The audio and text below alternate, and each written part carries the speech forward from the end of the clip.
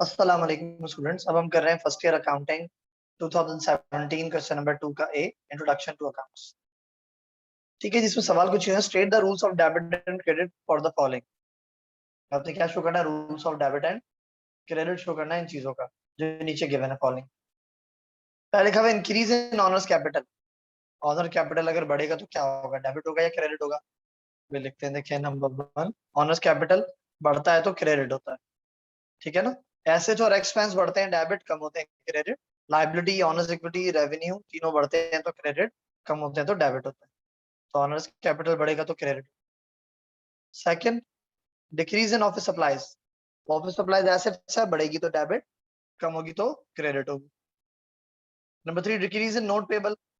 Note payable आपकी liability है, liability बढ़ेगी तो क्रेडिट, कम होगी तो डेबिट। फोर्थ है increase in bank overdraft. Bank overdraft भी लाइबिलिटी है, बढ़ती है तो क्या होता है? क्रेडिट होता है। Number 5, increase in office furniture. Office furniture आपका फिक्स एसेट्स है, बढ़ता है तो क्या होता है? डेबिट होता है। उसके बाद number 6, decrease in owner's capital. Honours capital आपकी जो है बढ़ेगा तो क्रेडिट होता है, कम होता है तो डेबिट होता है। ठीक है जी, ये 17 का ए पार्ट हमारा कंप्लीट हो गया।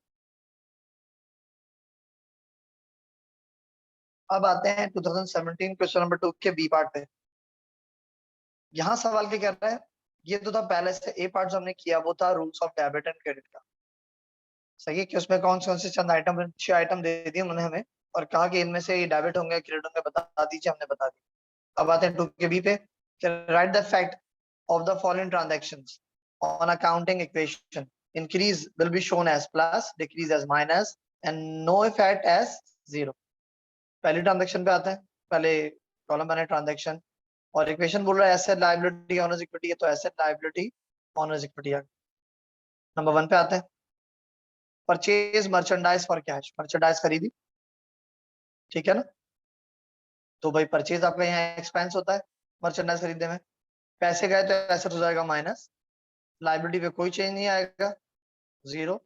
ऑनर्स इक्विटी भी क्या हो जाएगी? खर्चा हुआ तो ऑनर्स इक्विटी कम होती है तो माइनस हो जाएगा। ठीक है। Number 2, borrowed cash from bank. Bank से कर्जा लिया, सेकंड ट्रांजेक्शन। जब आप बैंक से कर्जा लेंगे तो एसेट आएगा, पैसा आया, कर्जा लिया पैसा आया ना, एसेट बढ़ेगा। और कर्जा लिया तो लाइबिलिटी भी बढ़ जाएगी, दोनों प्लस हो गए। ऑनर्स इक्विटी पे कोई फर्क नहीं आएगा तो जीरो। थोड़ी सी बड़ी कर दो।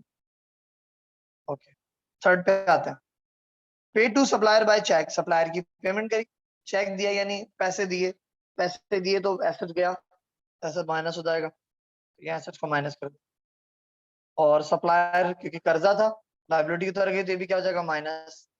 ऑनर्स इक्विटी पे कोई फर्क नहीं आएगा, जीरो। चौथी पे आते हैं,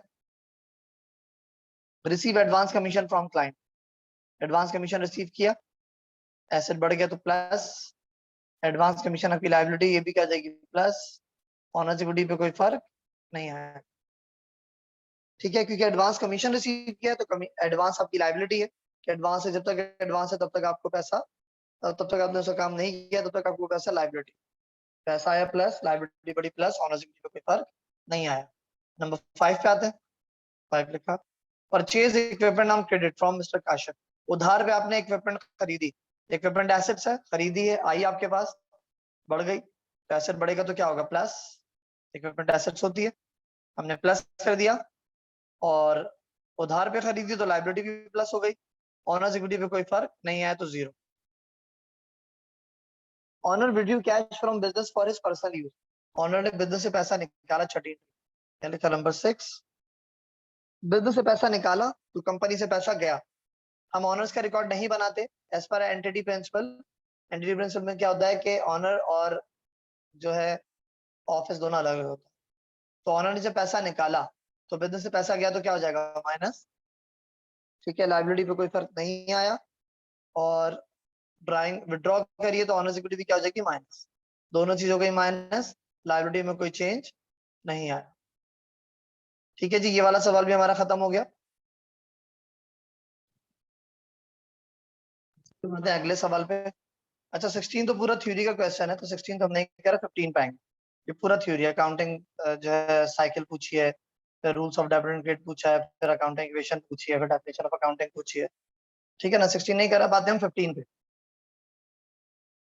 2015 का जो क्वेश्चन है वो आपका अकाउंटिंग इक्वेशन वाले सवाल है। For each of the following determine the underline missing items. ठीक है ना, तो कह रहा है आपने क्या निकालना है, अंडरलाइन। अच्छा अच्छा पूछ रहा है the liability of a business entity having assets 4 lakh and owners equity 180,000। ठीक है, यहाँ लाइन रह गई मिस्टेक के लिए, चलो मैं लगा दूंगा, बता दूंगा, चल निकाल। इस सवाल में लायबिलिटी निकाल, ये चीज है ना हमने ये निकालनी है इसमें, सही है, ये निकाला। तो एसेट्स है 4 लाख, ओनर्स इक्विटी 180,000। पहले हेडिंग डाली सोल्यूशन की अकाउंटिंग इक्वेशन। तो डेटा इक्वेशन का एसेट्स है is equal to liabilities plus owner's equity, formula है हमारे पास। सवाल में एसेट्स कितना है, 4 लाख, तो यहाँ लिखूंगा assets 4 lakh is equal to liabilities कितनी है मेरे पास, गिवन नहीं है। ओनर्स इक्विटी कितनी है मेरे पास, 180,000, यहाँ लिखा 180,000। तो लायबिलिटी निकालनी है, एसेट्स और ओनर्स इक्विटी गिवन। कैसे निकालेंगे, लायबिलिटी यहाँ प्लस है, वहां जाके क्या हो जाएगी माइनस। तो 4 lakh minus 180,000 is equal to liabilities. तो 4 लाख माइनस 180 कितना आ जाएगा, लायबिलिटी आ जाएगी आपकी 220,000। ठीक है जी, आगे लायबिलिटी नंबर 1। नंबर 2 पे आते हैं हम, यहाँ एसेट फाइंड आउट करना। The assets of a business entity having liability of rupees 1 lakh and owners equity of rupees 2 lakhs। तो यहाँ सवाल के अंदर आपको क्या गिवन है, लायबिलिटी और ओनर्स इक्विटी गिवन है, आपने एसेट्स निकालना है, वो ये इक्वेशन लगेगी। Second asset is equal to liabilities plus owner's equity. तो ये एसेट्स गिवन नहीं है सवाल में, liability 1 lakh, owner's equity 2 lakh. देखिए यहाँ पे assets is equal to liability 1 lakh plus 2 lakh, कितना आ जाएगा, assets is equal to 3 lakh. यह आपके पास एसेट्स नंबर 2। नंबर 3 पे आते हैं, the owner's equity of a business entity having assets 2 lakh and liabilities of rupees 70,000।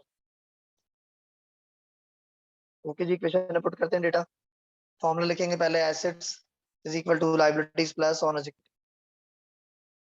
ठीक है ना जी, तो आपके पास ओनर्स इक्विटी गिवन नहीं है, एसेट्स है 2 लाख, लायबिलिटी 70,000। तो यहाँ लिखूंगा एसेट्स है 2 lakh is equal to liability 70,000, owner's equity given नहीं है।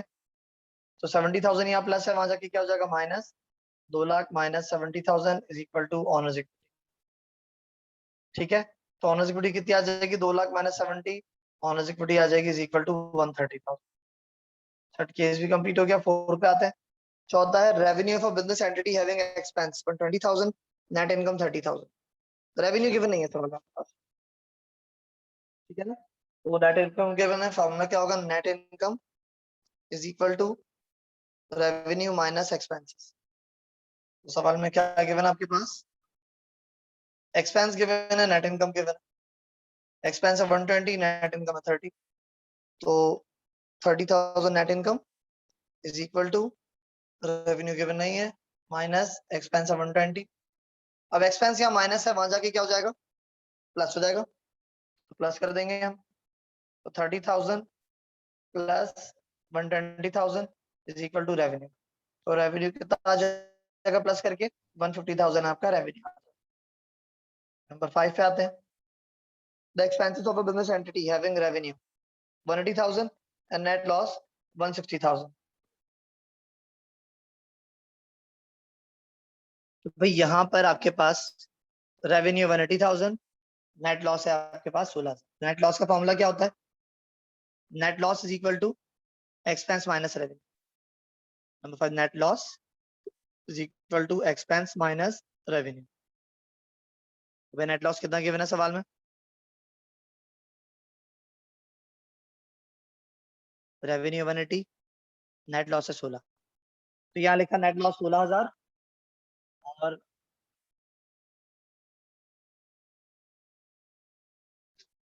नेट लॉस 16, एक्सपेंस गिवन नहीं है, यहाँ लिखा हमने एक्सपेंस फाइंड आउट करना है, और रेवेन्यू गिवन है हमारे पास 180,000। रेवेन्यू माइनस है, वहां जाके प्लस हो जाएगा, 16 plus 180 is equal to expense. तो एक्सपेंस कितना आ जाएगा प्लस करके 196,000। फिर आते हैं लास्ट आइटम इसके, number 6, sale revenue business entity having cost of goods sold 2,10,000 and gross loss 10,000। ठीक है, सेल्स रेवेन्यू फाइंड आउट करना है। कॉस्ट ऑफ गुड्स सोल्ड है 2,10,000 एंड ग्रॉस लॉस है 10,000। ठीक है ना, तो फॉर्मूला क्या होता है, sale minus cost of goods sold तो ग्रॉस प्रॉफिट आता है, और cost of goods sold minus sales करेंगे तो क्या आ जाएगा, ग्रॉस लॉस आ जाएगा। फॉर्मूला लिखते हैं पहले आप, gross loss is equal to cost of goods sold minus sales revenue. तो जी सवाल के अंदर आपके पास ग्रॉस लॉस है 10,000, कॉस्ट ऑफ गुड्स सोल्ड है 2,10,000। तो यहाँ लिखा आपने gross loss 10,000 is equal to cost of goods sold 2,10,000 minus sales revenue. Sale revenue यहाँ माइनस है, वहां जाके हो जाएगा प्लस, और 10,000 यहाँ प्लस है, वहां जाके हो जाएगा माइनस। तो कैसा आएगा, इज इक्वल टू 2,10,000 माइनस 10। तो सेल रेवेन्यू आ जाएगी आपके पास 2,00,000। ठीक है जी, सवाल हमारा खत्म हो गया। अब जरा इसकी प्रेजेंटेशन फॉर्मेट सही करूँ मैं थोड़ा सा, जो हमने कैलकुलेट किया उसको हाईलाइट करूँ।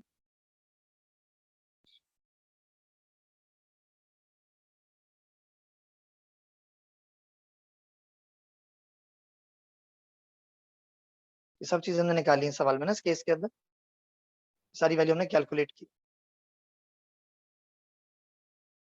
और इसके अलावा ये इसको अंडरलाइन, क्या था अंडरलाइन आइटम, तो अंडरलाइन आइटम हुए नहीं है, इसको अंडरलाइन कर रहा हूँ मैं। ये अंडरलाइन आइटम है जो आपने कैलकुलेट करना।